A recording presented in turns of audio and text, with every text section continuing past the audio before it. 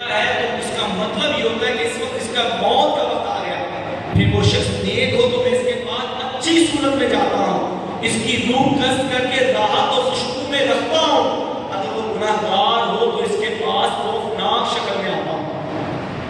وہ مجھے دیکھ کر چلاتا ہے اور کہتا ہے بالک الموت علیہ السلام میرے گناہ بڑھ گئے, میرے اعمال نامہ گناہوں سے سیاہ ہوئے, اب وقت سے رخصت آ گیا, مجھے کچھ مہلت دیجیے تاکہ میں اللہ کے حضور کچھ آنسو بہا لوں, تھوڑا وقت دیجیے میں گناہوں سے توبہ کر لوں. تو ملک الموت علیہ السلام کہتے میں کہتا ہوں ناممکن, یہ بالکل ناممکن بات ہے, پھر میں اس کی روح قبض کر لوں. دلا غافل نہ ہو, یکدم یہ دنیا چھوڑ جانا ہے, بغیچے چھوڑ کر خالی زمین اندر سمانا ہے. تو اپنی موت کو مت بھول کر سامان چلنے کا, زمین کی خاک پر سونا ہے اینٹوں کا سہانا ہے.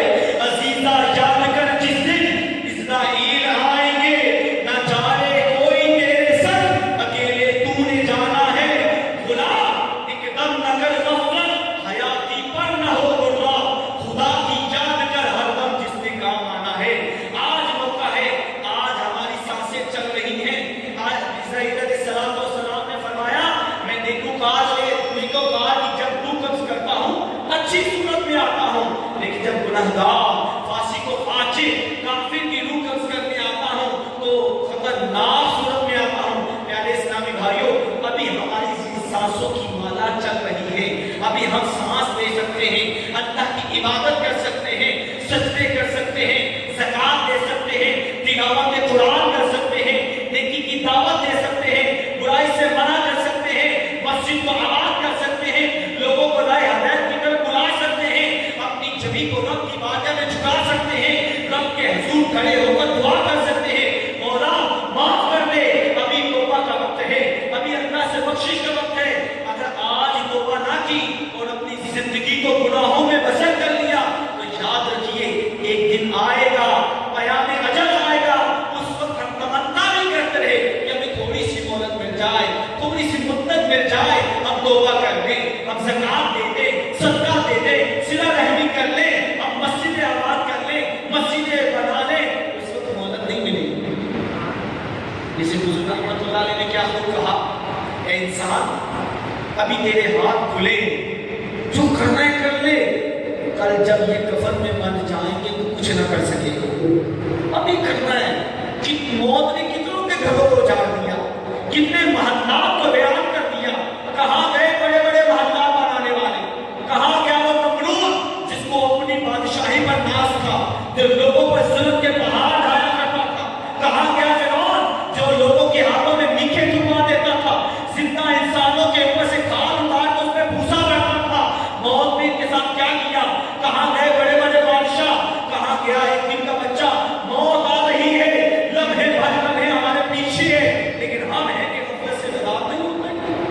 دن بہ دن گناہوں میں زندگی بسر کر رہے ہیں, دن بہ دن اللہ کی نافرمانیاں کر رہے ہیں, نمازیں قضا کر رہے ہیں, تلاوت قرآن سے منہ موڑ رہے ہیں, جوئے کے اڈے آباد کر رہے ہیں, شراب کے اڈے آباد کر رہے ہیں, بدکاریوں میں پڑے ہوئے ہیں, آنکھ کی بدنگاہیوں میں پڑے ہوئے ہیں. ابھی توبہ کا وقت ہے. دلا غافل نہ ہو, یکدم یہ دنیا چھوڑ جانا, ایک دم پیغام آئے گا فلاں دن فلاں کا انتقال ہو گیا, ارے جلدی کرو بس سال کو بلا, پھر اعلان ہوگا جلدی کرو اس کو غسل دو, پھر ایسا اعلان ہوگا, پہلی تکبیر ہوگی اللہ اکبر, دوسری تکبیر ہوگی اللہ اکبر, 4 تکبیروں کے بعد سلام پھٹ جائے. کل تک وہ جو محبت کا دم بھرنے والے تھے, جو الفت کا دم بھرنے والے تھے, جنہیں ہمارے بغیر نیند نہیں آتی تھی, ہمارے بغیر کھانا نہیں کھاتے تھے, وہ بھی صبح قبرستان ہمیں چھوڑا ہے.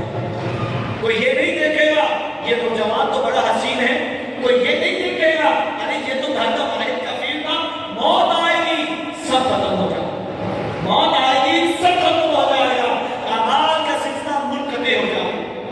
آج ہمارے نوجوانوں کو اپنی نوجوانی پر ناز ہے. ارے نوجوان اپنی نوجوانی پر ناز نہ کر, اپنی نوجوانی کو عبادت میں لگا, اللہ کی بارگاہ میں اپنے جسم کو تھکا, اللہ کی عبادت میں اپنے جسم کو تھکا. جتنے نوجوان چلے گئے, کیا ایک دن کا بچہ فوت ہوتے تو نہیں دیکھتا, یہی تجھ کو تمہیں رہوں سب سے آگا اور زینت نرالی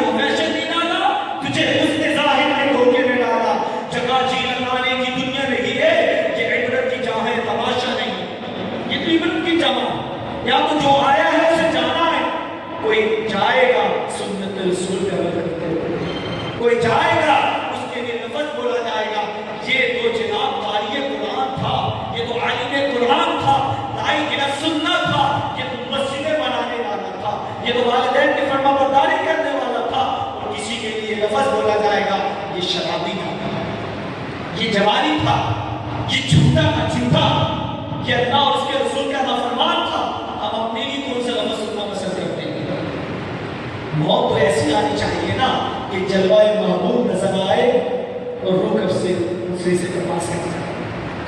اللہ پاک جنتی شخص کے لیے جنتیوں والے اعمال آسان کر دیتا ہے، جہنمی شخص کے لیے جہنم والے اعمال آسان کر دیتا ہے.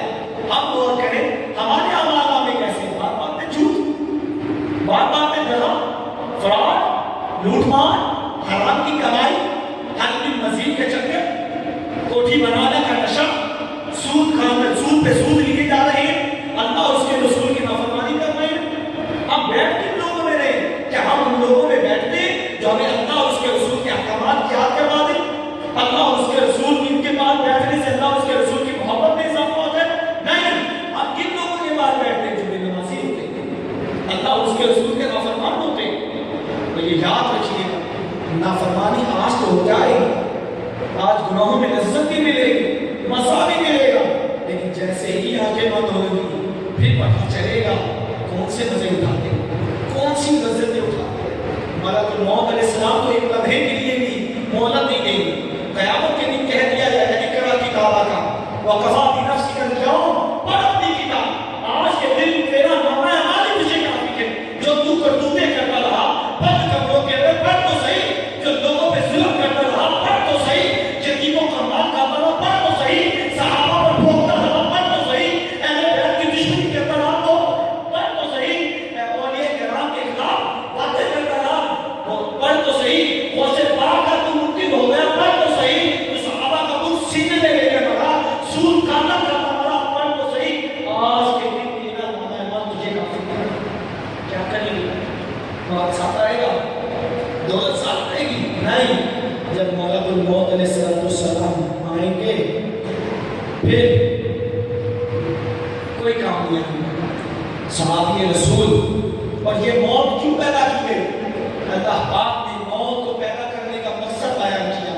12-29 سورۃ ملک آیت نمبر 2 میں اللہ پاک ارشاد فرماتا ہے الذی خلق الموت والحیات لیبلوکم ایکم احسن عملا.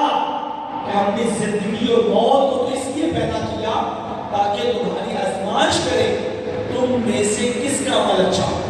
زندگی ملی ہے، سانسیں ملی ہے، بدن ملا ہے، مال ملا ہے، اولاد ملی ہے، رب کی نافرمانی کے لیے نہیں، رب کی فرما برداری کے لیے.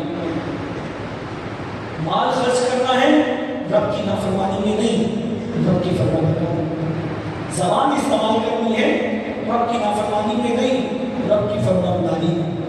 ساری رات فلمیں دیکھ کر جاگتے ہوئے صبح فجر کی نماز قضا نہیں کرنی، رب کے عذاب کو دعوت نہیں دینی، رب سے اور اس کے رسول سے اور اس کے اولیاء سے اس کے اہل سے محبت کرنی ہے تاکہ موت اس حال میں آئے کہ کلمہ پڑھنا نصیب ہو جائے. آخرت کی کل و جلد کے عالیہ موت آ کر ہی رہے گی تمہیں بے گمان. موت کا دیکھو اعلان کرتا ہو سورہ گولے گرا کا جنازہ چلا. صحابی رسول حضرت طارق محاربی فرماتے ہیں اللہ پاک کے آخر نبی صلی اللہ علیہ وسلم نے مجھے نصیحت کرتے ہوئے فرمایا یا طارق استعد للموت قبل الموت. اے طارق موت کی موت سے پہلے تیاری کریں، موت کی موت سے پہلے تیاری کریں.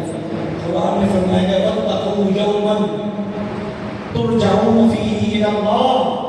اللہ سے ڈرو جس کی طرح تمہیں لوٹ کر جانا ہے. گناہ گار سچی توبہ کر لے، شرابی سچی توبہ کر لے، بے نمازی سچی توبہ کر لے اس سے پہلے کہ موت کا وقت آ جائے. ماں باپ کا نافرمان ماں باپ کی نافرمانی سے توبہ کر لے اس سے پہلے کہ موت کا وقت آ جائے. پھر افسوس کہیں ایسا نہ ہو کہ قبر میں کہنا پڑ جائے ہائی ہاتھ لا ادری